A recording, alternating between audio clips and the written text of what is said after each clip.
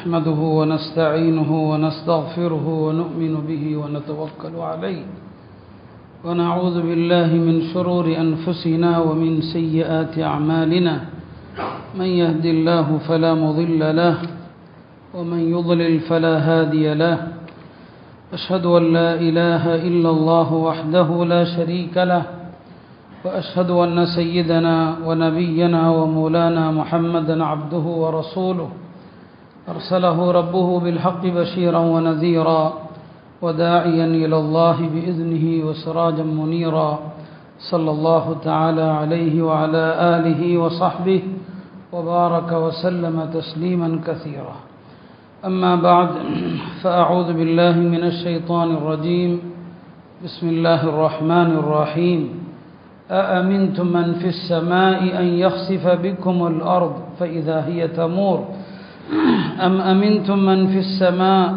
أن يرسل عليكم حاصبا فستعلمون كيف نذير ولقد كذب الذين من قبلهم فكيف كان نكير وقال جل ذكره إن نشأ نخسف بهم الأرض أو نسقط عليهم كسفا من السماء إن في ذلك لآية لكل عبد منيب وقال النبي صلى الله عليه وسلم سيكون في آخر هذه الأمة خسف ومسخ وقذف وقال رجل من المسلمين متى ذلك يا رسول الله قال إذا ظهرت القينات والمعازف وشربت الخمور أو كما قال صلى الله عليه وسلم கண்ணியத்திற்குரிய அல்லாஹ்வின் நல்லடியார்களே, உலகம் முழுவதுமே சோதனைகள் குழப்பங்கள் நிறைந்த ஒரு காலகட்டத்தில் இருக்கிறோம். பேரிடர்கள் எப்போதாவது நடந்து கொண்டிருந்த ஒரு கால சூழ்நிலை மாறி எப்போதுமே நடக்கின்ற அளவிற்கு ஒரு சிறிய இடைவெளிக்கு ஒரு முறை ஒரு பேரழிவை உலகம் சந்தித்து கொண்டிருப்பதை நாம் அனுதின நிகழ்வுகளாக பார்த்து கொண்டிருக்கிறோம். எத்தனை நிகழ்வுகள் இது போன்றவை நடந்தாலுமே கூட நம்மில் அது எந்த ஒரு மாற்றத்தையும் ஏற்படுத்தாமலேயே போய்விடுகிறது. இன்றைய செய்தி அவ்வளவுதான், நாளை அதை எல்லோருமே மறந்து இன்னொரு விஷயத்திற்கு போய்விடுவோம். அப்படித்தான் காலங்கள் ஓடுகிறதே தவிர நம்மிலே படிப்பினை என்பது கிடையாது. பனு இஸ்ராயேலுடைய வரலாறை அல்லாஹ் சொல்வான். அவர்களிலே பாவங்கள் செய்தவர்களை அல்லாஹ் பன்றிகளாக மாற்றினான், குரங்குகளாக மாற்றினான். இது சாதாரண நிகழ்வா என்ன?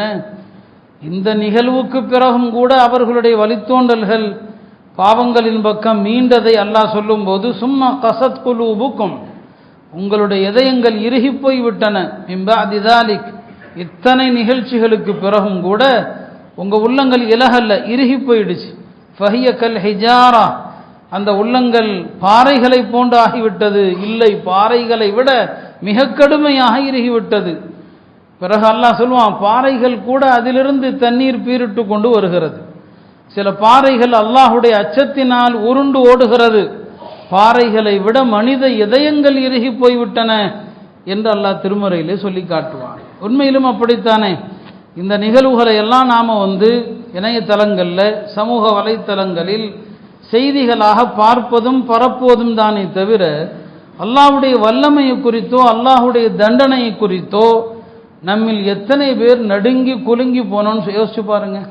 அல்லாஹ்வுடைய வல்லமை குறித்தும் தண்டனையை பற்றி எத்தனை பேருக்கு இந்த வயநாடு சம்பவம் ஒரு அச்சத்தை தந்திருக்குது. குர்ஆனுடைய ஆயத்துகளை பார்த்தீங்கன்னு சொன்னால் அல்லாஹ் எவ்வளோ அழகாக கேட்குறான். சூரா தபாரக் எல்லாருமே ஓதக்கூடிய சூரா தான். அமின்தும் மன் ஃபிஸ் ஸமா, வானத்தில் இருக்கிற அல்லாஹ் இந்த பூமியிலே உங்களை புதையுண்டு போக செய்வான் என்று நீங்கள் அச்சமற்று இருக்கிறீர்களா? அல்லாஹ் நினைச்சா இந்த பூமிக்குள் உங்களை புதையுண்டு போக செஞ்சிருவாங்கிற பயம் இல்லையான்னு கேட்குறான். அமின்தும் மன் ஃபிஸ் ஸமாஇ அன் யக்ஸிஃப பிக்குமுல் அர்த் ஃபஇதா ஹிய தமூர், இந்த பூமி குலுங்கும், அல்லாஹ் பூமிக்குள்ள உங்களை எல்லாம் கொண்டு போவான் பயம் இல்லையான்னு கேட்குறான். இன் நஷா நக்ஸிஃப் பிஹுமுல் அர்த், நாம் நாடினால் அவர்களை இந்த பூமிக்குள் புதையுண்டு போக செய்வோம். அவ் நுஸ்கித் அலைஹிம் கிஸஃபம் மினஸ் ஸமா, அல்லது வானத்திலிருந்து பல துண்டுகளை அவர்கள் மீது விழச் செய்வோம்னு சொல்றான். நல்ல ஞாபகம் வச்சுக்கங்க, இந்த பூமி இந்த வானம் இவைகளெல்லாம் அவைகளுடைய இடத்திலிருந்து நகராமல் பிடித்து கொண்டிருப்பது அல்லாஹ் தான். இன்னல்லாஹ யும்சிகு ஸமாவாதி வல் அர்த அன் தஸூலா, அல்லாஹ் தான் இந்த வானங்களையும் இந்த பூமியையும் நகராமல் பிடிச்சிட்டு இருக்கிறான். அடுத்து அல்லாஹ் கேட்கிறான், வல இன் ஜாலதா, இந்த வானமோ பூமியோ நகர்ந்து விட்டால், அதனுடைய இடத்தை விட்டு விலகி விட்டால், யாரும் அவனை தவிர அதை இன் அம்சகஹுமா மின் அஹதி மின் பஅதி, அல்லாஹ்வை தவிர யாராலும் அதை தடுத்து நிறுத்தவே முடியாது. இன்னஹு கான ஹலீமன் கஃபூரா, உலகத்தில் இவ்வளவு பாவங்கள் நடந்தும் இந்த வானங்கள் பூமி விழாம இருக்குதுன்னா அவன் சகிப்புத்தன்மையோடு மன்னித்து கொண்டிருக்கிறான்னு சொல்றான். இந்த ஆயத்தை ஓதும் போது ஒரு சம்பவத்தை படித்தேன். இன்னல்லாஹ யும்சிகு ஸமாவாத், வானத்தை பூமி அல்லாஹ் தான் பிடிச்சு வச்சிருக்கிறான்னு சொல்லி. ஒரு வயதான மூதாட்டி ஒரு சாதாரண குடிசை வீட்டில் இருக்குது. அந்த குடிசையே விழுந்து விழக்கூடிய அளவுக்கு மோசமான குடிசை. அந்த அம்மா அந்த குடிசையை செப்பனிடுறதுக்கு கூட அந்த அம்மாட்ட வசதி இல்லை. இப்போ பயம் ஒரு பக்கம். அப்புறம் அந்த அம்மா யோசிச்சுதான் இந்த ஆயத்தை, வானத்தையும் பூமியும் அல்லாஹ் தான் பிடிச்சி வச்சிருக்கிறான் விழாம.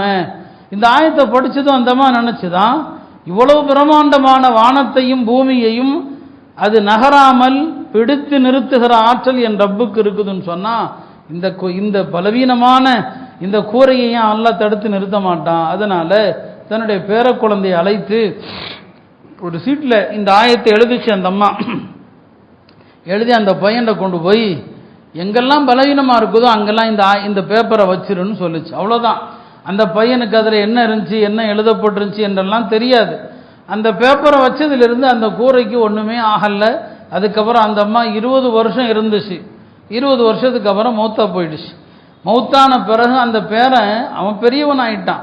யோசிச்சானா, இந்த வயசான கிழவி என்னதான் எழுதி கொடுத்துச்சு, எந்த காத்துக்கும் எந்த மலைக்கும் இந்த கூரை அப்படியே நகராம அப்படியே இருந்துச்சு, என்னதான் எழுதுச்சு அப்படின்னு அதை போய் எடுத்தான்ல, கூரை விழுந்துருச்சு. எடுத்து அதில் எழுதப்பட்ட வசனம் இந்த ஆயத்து தான். இன்னல்லாஹ யும்சிகு ஸமாவாத் வல் அர்த அன் தஸூலா, வானத்தையும் பூமியையும் நகராமல் பிடித்து கொண்டிருப்பவன் அல்லாஹ் தான், அவன் விட்டுட்டா யாராலையும் தடுக்க முடியாதுங்கிற இந்த ஆயத்து தான் எழுதப்பட்டிருந்தது. இது அந்த அம்மாவுடைய யகீன், அந்த அம்மாவுடைய உறுதி. அப்போ இந்த வானம் பூமி இதெல்லாம் மனித விஞ்ஞானத்துக்கு முன்னால எல்லாம் தவிடுபடி ஆயிடும். இப்போ அரசாங்கம், மத்திய அரசாங்கம் சொல்லுது நாங்கள் ஏற்கனவே அலாட் பண்ணணும், அவங்க தான் கவனக்குறைவாக இருந்துட்டாங்க. அவங்க பதிலுக்கு சொல்கிறாங்க, நீ ஒரு வாரம் மழை பெய்யுன்னு சொன்ன, ஒரு வாரம் பெய்ய வேண்டிய மழை ஒரே நாளில் பெய்யும் நீ சொல்லலையே. மனிதர்களுக்குள் சண்டை. அப்போ மனிதனால எதையுமே முழுசாலாம் கண்ணிக்க முடியாது. மனிதனுடைய விஞ்ஞானம் கொடுக்கிற திமிர் எல்லா ஆற்றலும் இருக்குது. எந்த ஆபத்தையும் தடுக்க முடியும் மனுஷன் நினைக்கிறான். அல்லாஹ் காட்டுறான், உன்னால எதுவுமே முடியாது. யுனஸ்ஸிலுல் கைஸ், பெருமானார் ஸல்லல்லாஹு அலைஹி வஸல்லம் சொல்வது போல 5 விஷயங்கள் அல்லாஹ்வுடைய மறைமுக ஞானத்தின் பொக்கிஷங்கள். மஃபாத்திஹுல் கைபி ஹம்ஸுன், 5 விஷயம் அல்லாஹ்வுடைய மறைமுக ஞானத்தின் பொக்கிஷம். அதெல்லாம் அதுல ஒன்று, மழை எங்க எப்ப பெய்யும் யாருக்குமே தெரியாது. புரியுதா? எப்ப பெய்யும் யாருக்கும் தெரியாது. ஒரே நாளில் ஒரு சில மணி நேரங்களில் பெய்த மழையின் விளைவு தான் வயநாடு சந்தித்த பேரழிவு. அருமையானவர்களே, அப்ப இதெல்லாம் அல்லாஹ் பிடிச்சு வச்சிருக்கிறான். அல்லாஹ் விட்டுட்டான் அந்த புடிய. என்னைக்கு வேணாலும் இந்த வானம் விழும், இந்த பூமி விழும். எல்லா படைப்புகளும் மனிதர்கள் செய்கிற அட்டூழியத்தினால அழிக்க அனுமதி கேட்குது. ஒவ்வொரு நாளும் கடல் மேற்பரப்புக்கு 3 தடவை வந்து கேட்குது, அல்லாஹ்ட்ட நான் அழிக்க வேண்டும். அல்லாஹ் சொல்றான், பொறு, காலம் இருக்கிறது. மலக்குகள் கேட்குறாங்க அல்லாஹ்விடத்தில் ஒவ்வொரு நாளும், இந்த மனித சமூகம் செய்கிற அட்டூழியத்திற்கு நாங்கள் தண்டிக்க அனுமதி கொடு. அல்லாஹ் சொல்றான், அவர்கள் எனதுடைய அடியார்கள், நான் பார்த்துக்கிறேன், உங்க வேலையை நீங்க பாருங்க. மனிதர்களுடைய அட்டூழியங்கள் மேலோங்கும் போது நடக்கிற விளைவுகள் தான். இங்க 2 விஷயங்களை கவனத்தில் எடுக்கணும். ஒன்று, எங்க இந்த பேரழிவு நடக்கிறதோ அந்த மக்கள் எல்லாம் பாவிகள், நாம் எல்லாம் தூயவர்கள் என்று கருதுவது மகாத்தவறு. அது மகாத்தவறு. அது நிச்சயமாக அந்த கோணம் பார்க்கக்கூடாது. அவனெல்லாம் பெரிய பாவி, நாமெல்லாம் பெரிய அவுலியாக்கள், அதனால நமக்கு தண்டனை வரல என்று நினைப்பதிலிருந்து அல்லாஹ் பாதுகாக்கணும். அந்த சிந்தனை மோசமான சிந்தனை. அதே நேரத்தில் உலகத்தில் நடக்கிற பேரழிவுகளுக்கும் பாவத்துக்கும் சம்பந்தமே இல்லை என்றும் கருதக்கூடாது. உலகத்தில் பாவங்கள் பெருக பெருக ஏதாவது ஒரு பகுதியில் அழிவு நடக்கும். அந்த அழிவு மற்றவர்களுக்கு பாடம், அந்த அழிவு மற்றவர்களுக்கு ஒரு பாடம். அங்கே நல்லவர்களும் இருப்பாங்க. ஒரு பள்ளி, அந்த பள்ளியினுடைய இமாமும் அதில் இறந்து ஷஹீத் ஆயிட்டான். அவங்கெல்லாம் ஷஹீதுகள் தான், அவங்கெல்லாம் ஷஹீதுகள். இப்போ அந்த பள்ளி இமாமுக்கும் நடந்திருக்குதே, அவர் காலை மாலை மக்தப் நடத்துறாரு, குர்ஆனை சொல்லி கொடுக்குறாரு. அவருக்குமா இந்த சோதனை? பெருமானார் ஸல்லல்லாஹு அலைஹி வஸல்லம் அவர்கள் எல்லாவற்றுக்கும் பதில் சொன்னாங்க. பெருமானார் ஸல்லல்லாஹு அலைஹி வஸல்லம் அவங்கள்ட்ட அவங்களுடைய மனைவியர் கேட்டாங்க, அன்ஹுலகு வஃபீன ஸாலிஹூன், நல்லவர்கள் இருக்க அழிவு வருமான்னு கேட்டாங்க. நல்ல மக்கள் இருக்க அழிவு வருமான்னு சொல்லி பெருமானார் சொன்னாங்க, நாம் வரத்தான் செய்யுது. அல்லாஹர் அல் ஹபத், தீமைகள் பெருகிவிட்டது என்று சொன்னால், தீமைகள் அதிகமாகிவிட்டால் நல்லவர்கள் இருக்க அழிவு வரத்தான் செய்யும். அழிவுல நல்லவர்கள் கெட்டவர்கள் எல்லாம் இறந்து போயிடுவாங்க. ஆனால் அதே நேரத்தில் மறுமையில் அவரவர் நீயத்துக்கு தகுந்தவாறு எழுப்பப்படுவாங்க. நல்லவர்கள் கெட்டவர்கள் எல்லாருமே வயநாட்டில் அழிஞ்சிருக்கிறாங்க. நல்லவர்கள் அவங்க மறுமையில் அவங்க நீயத்துக்கு தகுந்த இடத்துல எழுப்பப்படுவாங்க. ரசூல் ஸல்லல்லாஹு அலைஹி வஸல்லம் துஆக்களுடைய அற்புதத்தை எண்ணி பாருங்கள். அவங்க அல்லாஹ்ட்ட பாதுகாப்பு தேடி தேடி கேட்பாங்க. அதில் ஒன்று தான், யா அல்லாஹ், இடிபாடுகளிலிருந்து, கட்டடங்கள் விழுந்து இடிபாடுகளில் சிக்குவதிலிருந்து உன்னிடம் பாதுகாப்பு தேடுகிறேன். வெள்ளத்தில் சிக்கிவிடுவதிலிருந்து பாதுகாப்பு தேடுகிறேன்.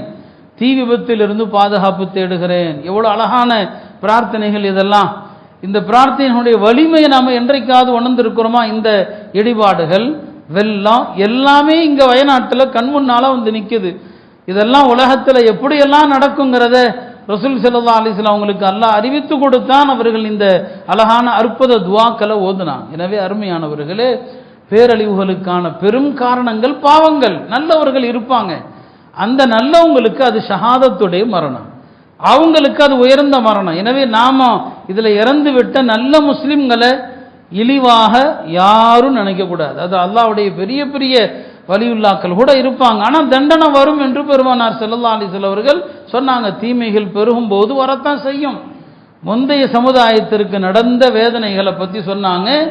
அவர்கள் உருமாற்றம் செய்யப்பட்டாங்க, கல்மாரி மழை பொழிந்தது, அதே மாதிரி நாங்கள் பூமி விழுங்குனுச்சு அவங்கள பல பேர்த்த. இதெல்லாம் என் உம்மத்தில் நடக்கும்னாங்க. சயகூனு ஃபி ஹாதிஹில் உம்மா, இன்னொரு ரிவாயத்தில் ஃபி ஆஹிரி ஹாதிஹில் உம்மா, இந்த சமுதாயத்தில், இந்த சமுதாயத்தின் இறுதி காலத்தில் ஹஸ்ஃபுன், பூமி விழுங்கும் சொன்னாங்க. ஓ மஸ்ஹுன், உருமாற்றம் நடக்கும்னு சொன்னாங்க. ஓ கத்ஃபுன், கல்மாரி பொய்ன்னு சொன்னாங்க. ஒரு சஹாபி கேட்டாங்க, யா ரசூலல்லாஹ், இதெல்லாம் எப்போ நடக்கும்னு கேட்டாங்க. அவங்க சொன்ன 3 விஷயமே நடந்து கொண்டிருக்கு. இது அல்லாஹரத்தில் கைனா, பாடகிகளும் ஒல் மஆசிப், இசைக்கருவிகளும் மேலோங்கி விட்டால், எங்கு பார்த்தாலும் பாட்டு சத்தங்கள், பாடகிகளுடைய சத்தங்கள், எங்கு பார்த்தாலும் இசைக்கருவிகள், ஒஷுரிபத்தில் ஹுமூர், எங்கு பார்த்தாலும் மதுபான கடைகள், எங்கேயும் மதுதான், எல்லா இடத்துலையும் மதுபானங்கள்.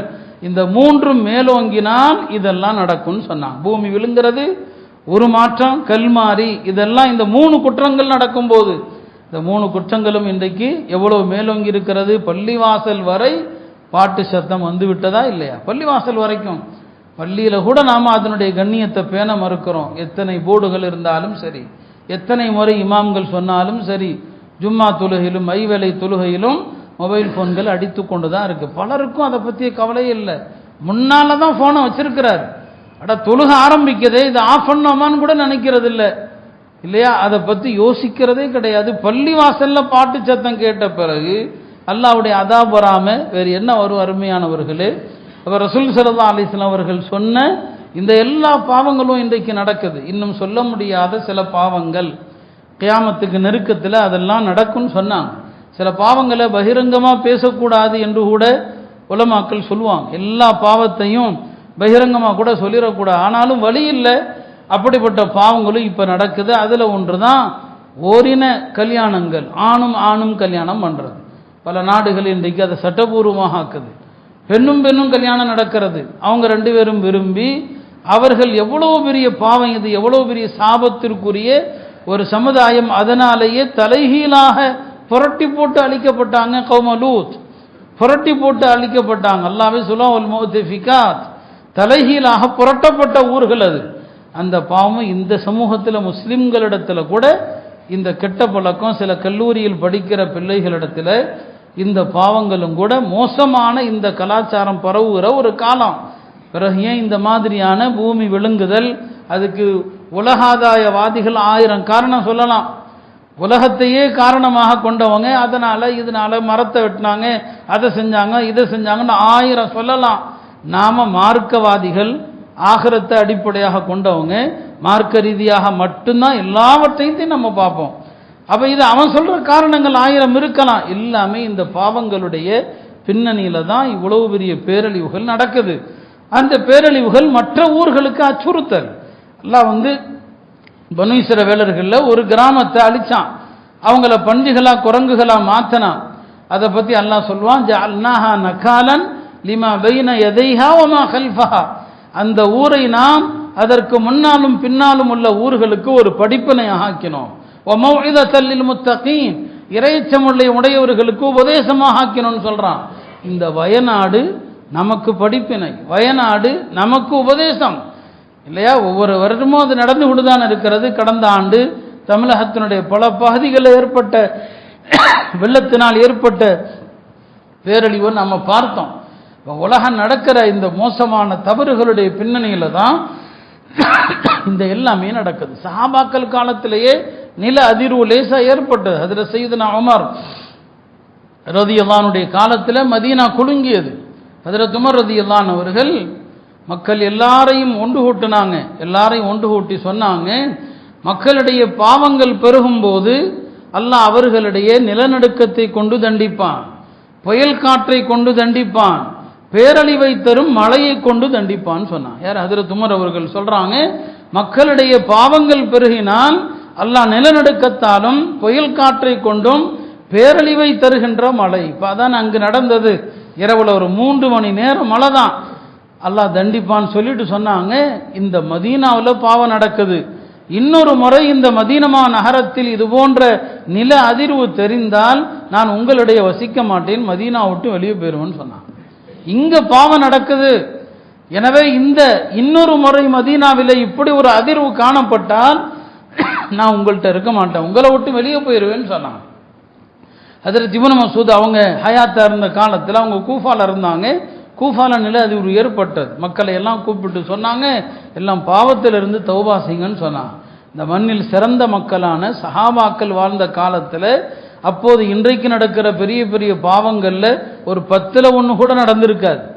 அந்த காலத்தில் மக்கள் செய்த சின்ன தவறுகளுக்கு அல்லாஹ் இந்த நில அதிர்வை காட்டுறான்னு சொன்னா, அவ்வளோ பெரிய பூமியில் சிறந்த மக்கள் வாழ்ந்த காலத்தில், நபிமார்களுக்கு பிறகு சிறந்தவர்கள் வாழ்ந்த காலகட்டத்தில் இவ்வளவு பெரிய ஒரு சின்ன இது நடந்துச்சுன்னு சொன்னா, நாம் வாழுகிற காலத்தில் பாவங்கள் ஒரு வகையில் அல்ல, பல வகையான பாவங்கள் நடக்கிறது, பல வகையான அசிங்கமான விஷயங்கள் நடக்கிறது. நான் சொன்னேன் அல்லவா, பெருமானார் சொல்லுவாங்க, இது எல்லாம் நடக்கும் என்று முன்னறிவிப்பு செஞ்சாங்க.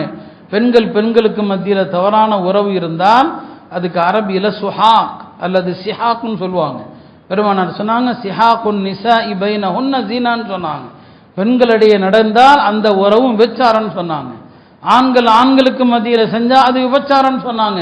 நாம் வாழக்கூடிய காலத்தில் இந்த எல்லா கன்றாவிகளும், இன்றைய தலைமுறை கெட்டுப்போகிற எல்லா அம்சங்களும் இன்றைக்கு நிரம்பி இருக்கிறது. போதை உலகம் பூரா பரவி கிடக்கிற ஒரு காலம். அல்லாஹ் தஆலா ஒரு இடத்துல தண்டனையை கொடுத்து உலக மக்களை எல்லாம் அச்சுறுத்தி கொண்டிருக்கிறான். அங்குள்ள மக்கள் பாவிகள் என்பதனால் அல்ல, எங்கேயாவது நடக்கிற பாவத்திற்கு யாரோ தண்டிக்கப்பட வாய்ப்பு இருக்குது. இப்படித்தான் நாம் இந்த விஷயத்தை புரிந்து கொள்ளணும். அல்லாஹ் தஆலா இது போன்ற அத்தாட்சிகளை மனித இனத்தை அச்சுறுத்துகிறான். வமா நுர்சிலு பில் ஆயாத்தி இல்லா தஹ்வீஃபா. நாம் இந்த அத்தாட்சிகளை எல்லாம் மனித சமூகத்தை அச்சுறுத்துவதற்காகவே நாம் காட்டுகிறோம் என்பதாக அல்லாஹ் சொன்னான். அந்த வகையில் அருமையானவர்களே, இது நமக்குள்ள ஒரு பயத்தை தரணும். இன்றைய காலத்தினுடைய மோசமான கலாச்சாரம், பெண்களுக்கு மத்தியில் ஏற்பட்டிருக்கின்ற வெட்கமற்ற ஒரு கலாச்சாரம். பெருமானார் ஸல்லல்லாஹு அலைஹி வஸல்லம் அவர்கள் ஒரு நாள் இரவுல திடீரென்று எழுந்தாங்க. லா இலாஹ இல்லல்லாஹ் என்று சொல்லிக்கொண்டே எழுந்தாங்க. சொன்னாங்க, மாதா உன்சிலல் லைலா மினல் ஃபித்னா, நேற்று இரவு பெரும் ஃபித்னா, பெரும் குழப்பம் ஒன்று இந்த பூமியில இறங்கி விட்டதுன்னு சொன்னாங்க. பிறகு சொன்னார்கள், இந்த அறையிலே தூங்கி கொண்டிருக்கிற பெண்களை எல்லாம் எழுப்புங்கள் என்று சொன்னாங்க.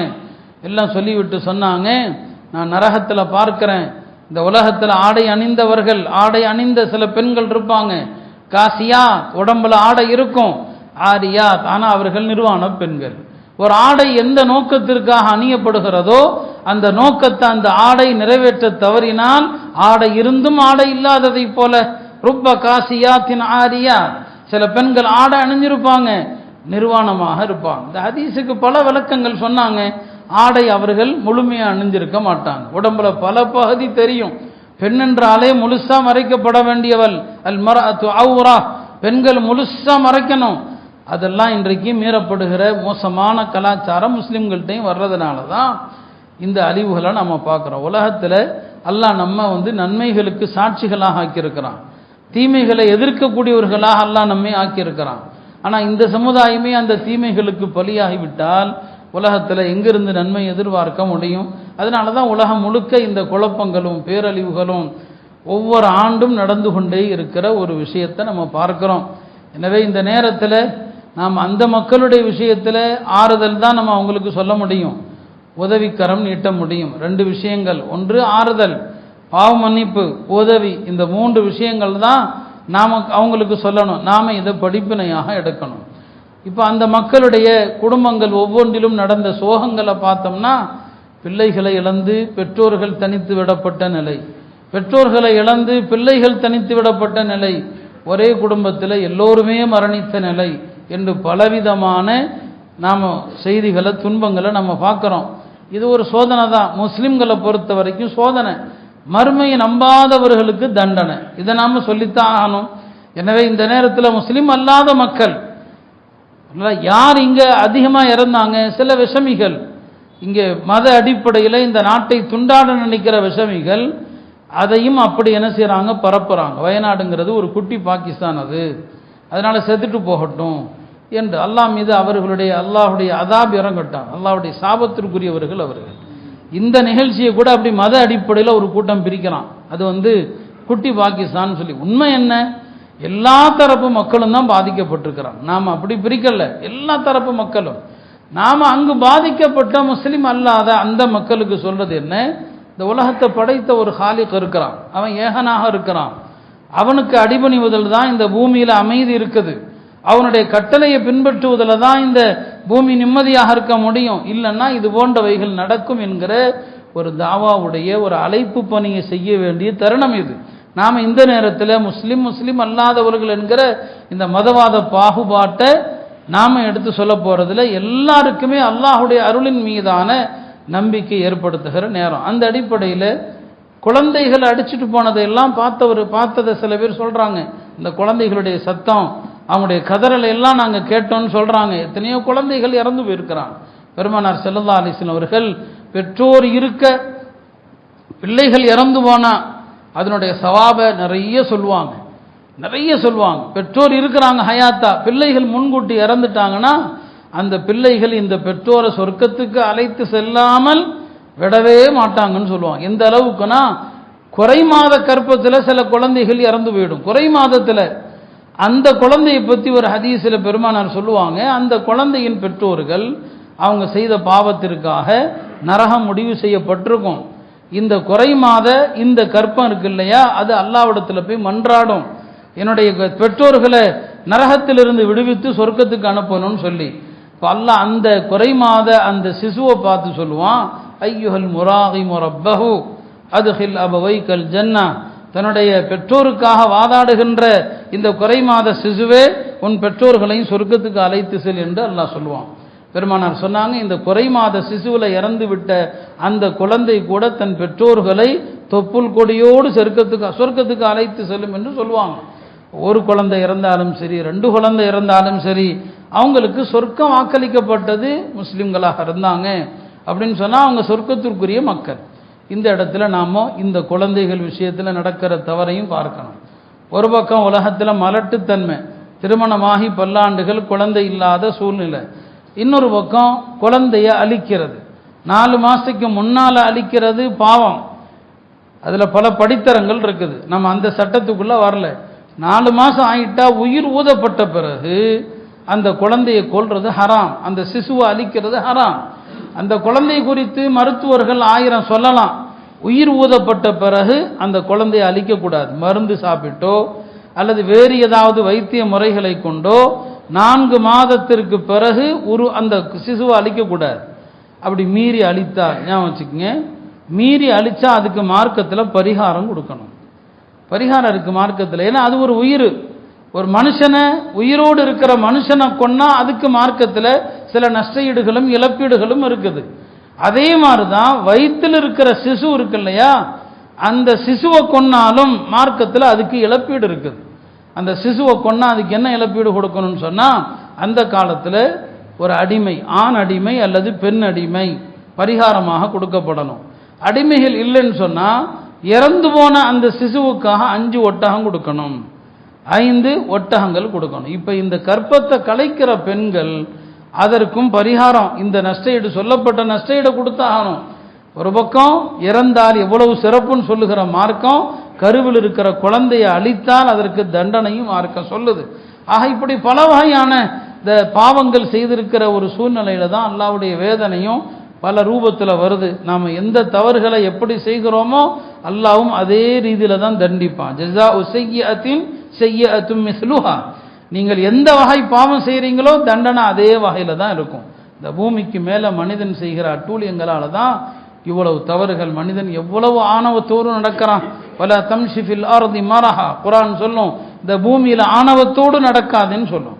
மனிதன் ஆணவத்தோடு நடக்கிறான், தன்னை தண்டிக்க யாரும் இல்லைன்னு நினைக்கிறான், தன்னை கண்காணிக்க யாரும் இல்லைன்னு நினைக்கிறான். அந்த பாவங்களால, உலகத்தில் நடக்கிற இந்த அநியாயங்களால அல்லாஹ் இப்படியெல்லாம் பேரழிவுகளை நம் கண் முன்னால் காட்டுறான். கடந்த 2 வாரங்கள் ஹராமான எத்தனையோ வருமானங்கள் குறித்து நாம் சொன்னோம். அந்த ஹராமான காசெல்லாம் உலகத்தில் சேரும்போது இத்தகைய அழிவுகளை தருது. அல்லாஹ் நோய்களை கொண்டு சோதிக்கலாம், பல வகையான சோதனைகள் அல்லாஹ் தருகிறான். இந்த நேரத்தில் அங்கே உள்ள மக்கள் எல்லோருக்குமே நாம் ஆறுதல் சொல்கிறோம். துன்பத்தின் போது பொறுமை ரொம்ப ரொம்ப முக்கியமானது. மார்க்கம் அதைத்தான் வலியுறுத்தியது. சஹாபாக்கள் காலத்திலையும் பல வகையான துன்பங்கள் வந்திருக்குது. ஹிஜ்ரி 17ஆம் ஆண்டு ஹஜ்ரத் உமர் ரலியல்லாஹு அன்ஹுடைய காலத்தில் ஒரு பெரிய காலரா நோய் வந்தது சிரியா பகுதிகளில். பல நூற்றுக்கணக்கான சஹாபாக்கள் இறந்தாங்க. ஆனால் யாருமே துவண்டு போகல. அந்த காலரா நோய் வந்தால் அதை தாங்கி கொண்டாங்க, அந்த நோயினுடைய நன்மை எதிர்பார்த்தாங்க. அந்த நோயில் மரணிப்பதை பெரிய பாக்கியமாக, ஷஹீதாக அவங்க கருதுனாங்க. அப்போ அதனால் சோதனைகள் வருகிற போது முஸ்லிம்களுடைய அழகு என்ன, நாம் விதியை நொந்து கொள்ளக்கூடாது, அல்லாஹுடைய விதியை பொருந்தி கொள்ளணும். அல்லாஹ் என்ன விதித்தானோ அதுதான் நடந்தது. இதான் சஹாபாக்களுக்கு பெருமானார் கற்றுக் கொடுத்தான். ஹஜ்ரத் உம்மு சுலைம் ரலியல்லாஹு அன்ஹா பெருமானாருடைய சஹாபி பெண்மணிகளில் ஒரு மிகச்சிறந்த ஒரு பெண்மணி. அவங்களுடைய கணவர் அபூ தல்ஹா, அவங்க 2 பேருடைய கல்யாணம் நிக்காஹ் இருக்கிறது ரொம்ப வித்தியாசமாக நடந்தது. அபூ தல்ஹா இஸ்லாத்தை ஏற்காத காலகட்டம், பெருமானார் ஹிஜ்ரத் செஞ்சு மதீனா வந்த ஆரம்ப காலகட்டம். உம்மு சுலைமுடைய முதல் கணவர் அவர் ஓடி போயிட்டார், அவர் போன இடத்துல கொல்லப்பட்டுட்டார், அவரும் காஃபிரா இறந்து போனார். உம்மு சுலைம் விதவையாகத்தான் இருந்தாங்க. அவங்கள கல்யாணம் பண்ணுறதுக்கு அபூ தல்ஹா ஆசைப்பட்டு நான் அவங்கள நிக்கா செய்கிறேன்னு சொல்லி அனுப்புவாங்க. அந்த நேரத்தில் ஒரு காஃபிருக்கு முஸ்லீம் பெண் மனைவியாக இருக்கலாம், சட்டம் அப்படி தான், அன்றைக்கி தடை வரல. அதே போலத்தான் ஒரு காஃபிரான பெண் முஸ்லீமான ஆம்பளை கட்டிக்கலாம், எந்த தடையும் இல்லை. அதுக்கு பிறகு 6ஆம் ஆண்டு தான் அந்த சட்டம் வருது. திருமணம் செய்கிறதா இருந்தால் முஸ்லீமை தான் நிக்காக பண்ணணும்னு சொல்லி. உம்மு சுலைம் நினச்சிருந்தா உடனே அபூ தல்ஹா கேட்டு வந்ததுமே அவர் மதீனாவுடைய பெரிய பணக்காரர் தான், கல்யாணம் பண்ண ரெடின்னு சொல்லியிருக்கலாம். ஆனால் அந்த அம்மா உடனே சம்மதிக்கலை. நான் அல்லாஹ் வணங்குறவன், நீர் கல்லையும் மண்ணையும் வணங்குறவர், நான் எப்படி உங்களை கல்யாணம் செய்ய முடியும்? நீங்கள் முஸ்லீம் ஆகுங்க, எனக்கு மகரே தர வேண்டாம், இஸ்லாத்தை ஏற்றுக்கொள்வதை மகராக ஆக்கி உங்களை கல்யாணம் பண்ணுறேன்னு சொன்னாங்க. அதுக்கப்புறம் அவர் முஸ்லீம் ஆனார். உம்மு சுலைம் ரலியல்லாஹு அன்ஹா அவங்கள நிக்காஹ் பண்ணாங்க. இந்த 2 பேருக்கும் அபூ தல்ஹா உம்மு சுலைம் இருவருக்குமே ஒரு பையன் பிறக்கிறான். அந்த பையன் பேர் தான் ஹஃப்ஸ். அந்த பையனுக்கு தான் நான் சொன்னேன் அரபுகள் 3 பேர் வைப்பாங்க. அந்த பையன் தான் அபு உமைர் அப்படிங்கிற ஒரு குறிப்பு பெயர். இந்த பையனுடைய பெயர் ஹஃப்ஸ்ன்னு சொல்லி. ஒரு நாள் அபூ தல்ஹா அவர்கள் தன்னுடைய வேலைக்காக பக்கத்தில் உள்ள எங்கேயோ ஊருக்கு போயிருக்கிறாங்க. வீட்டில் அந்த ஹஃப்ஸுங்கிற பையன் சிறுவர்களோடு விளையாடி கொண்டிருக்கிறான். மாலை நேரத்தில் வீட்டுக்கு திரும்பி வர்றான். பையனுடைய முகத்தில் ஏதோ ஆட்டம் தெரியுது. உம்மு சுலைம் நினச்சாங்க, சரி ஏதோ பையன் விளையாடினதில் களைச்சி போய் இருக்கிறான், ஏதாவது சமைச்சு கொடுத்தா சரியாயிடும்னு சொல்லி கொஞ்ச நேரம் பையனை உறங்க வச்சுட்டு தான் போய் சமையல் கட்டில் சமைக்கிறாங்க. உணவு ரெடியானதும் மகனை கூப்பிட்றாங்க, சத்தம் இல்லை. பக்கத்தில் வந்து பார்க்குறாங்க, மகன் இறந்து போயிட்டாங்க. ஹஃப்ஸுங்கிற அந்த குழந்தை இறந்து போயிடுச்சு. மாலை நேரம். இப்போ கணவர் கொஞ்ச நேரத்தில் திரும்பி வந்துடுவார். அந்த காலத்தில் வீடுகளில் விளக்கெல்லாம் கிடையாது.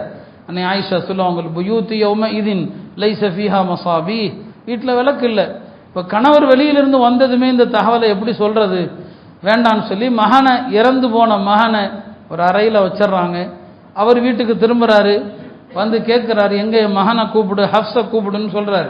உம்மு சுலைம் சொன்னாங்க, இல்லை இன்னஹு கதிஸ்தரா, அவர் ஓய்வு எடுத்து கொண்டாருங்கிறாங்க. ஓய்வு எடுத்து கொண்டாருன்னு அந்த அம்மா சொன்னது உலகத்தினுடைய கஷ்டத்தை விட்டு ஓய்வு எடுத்துக்கிட்டாருன்னு சொல்லி, இவர் விளங்கிக்கிட்டாரு தூங்கிட்டு இருக்கிறாருன்னு சொல்லி தன் கணவருக்காக தன்னை அலங்கரித்து அந்த இரவுல அவங்க தாம்பத்தியத்தில் ஈடுபடுறாங்க. காலையில் அழகான முறையில் தன் கணவருக்கு மகன் இறந்ததை விளக்குனாங்க. ஒருத்தர் ஒரு பொருளை உங்கள்கிட்ட இரவலா கொடுத்து அந்த இரவல் பொருளை பல வருஷமாக அனுபவிச்ச நேரத்தில் திடீர்னு உரியவர் கேட்குறார் கொடுன்னு சொல்லி. இப்போ கஷ்டத்தோடு கொடுப்பீங்களான்னு கேட்டாங்க. இல்லை அடுத்தவன் பொருளை கேட்டால் கொடுத்துட வேண்டியதான்.